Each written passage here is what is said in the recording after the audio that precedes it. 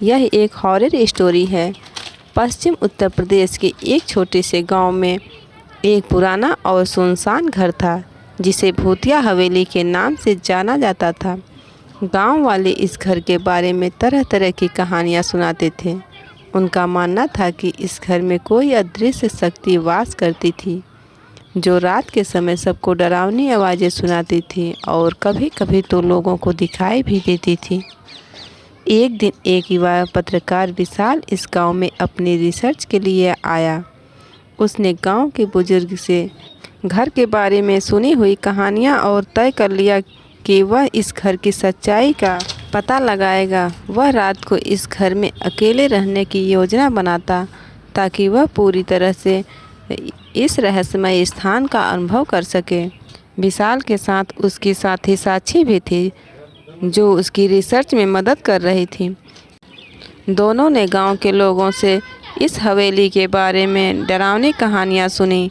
एक बुजुर्ग महिला ने बताया था कि हवेली में कई साल पहले एक परिवार रहता था और उस परिवार के सभी सदस्य एक रात अचानक गायब हो गए थे। उसके बाद से हवेली में अजीब घटनाएं होने लगी थी। विशाल और साक्षी ने उस रात हवेली में प्रवेश किया।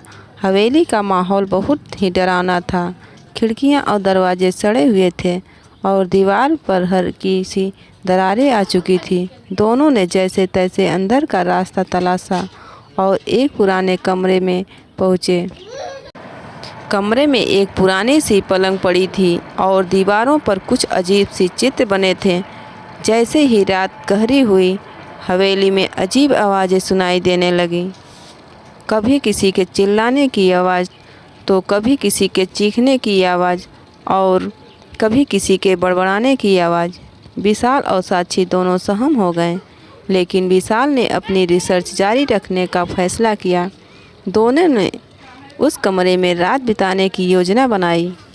आधी रात को अचानक एक ठंडी हवा का झोंका आया और कमरे की खिड़की खुल गई। कमरे में एक साया दिखाई दिया जो तेज़ी से एक दीवार से दूसरी दीवार तक दौड़ रहा था। विशाल और साक्षी घबराकर एक दूसरे से चिपक गए, लेकिन उन्होंने साहस जुटाकर उस साये का पीछा किया।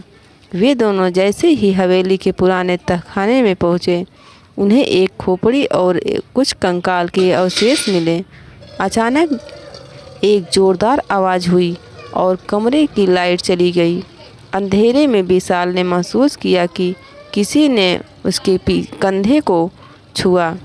वह पलट कर देखा, लेकिन कोई नहीं था। काफ़ी देर बाद विशाल और साक्षी ने देखा कि हवेली के भीतर एक पुराने दरवाजे के पीछे कुछ था जिसे किसी ने छुपा रखा था। दरवाज़ा खोला और अंदर एक पुरानी डायरी पाई। उस डायरी में लिखा था कि उस हवेली में एक अनचाही शक्ति का वास है और जो भी वहां रुका वह उसकी गिरफ्त में आ जाता था। जैसे ही विशाल और साक्षी ने वह डायरी पढ़ी, कमरे की दीवारों पर खून से लिखी हुई एक डरावनी संदेश दिखी, तुम दोनों को अब नहीं छोड़ेंगे। दोनों के होश उड़ गए और उन्होंने भागने की कोशिश की, लेकिन अचानक एक ज़ोरदार चीख सुनाई दी और हवेली के दरवाजे बंद हो गए। रात भर वे उस हवेली में फंसे रहें और जैसे ही सुबह हुई वे किसी तरह बाहर निकले और गांव में वापस लौटते हुए विशाल और साक्षी ने कभी उस हवेली के बारे में बात नहीं की, लेकिन वे जानते थे कि वे जगह अब भी उसी अजीब शक्ति का निवास है।